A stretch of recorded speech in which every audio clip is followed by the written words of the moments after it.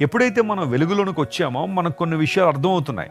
అవి ఏంటి అంటే, మనము ఏర్పరచబడిన వంశం అన్నాడు, దేవుని సొత్తైన ప్రజలం అన్నాడు.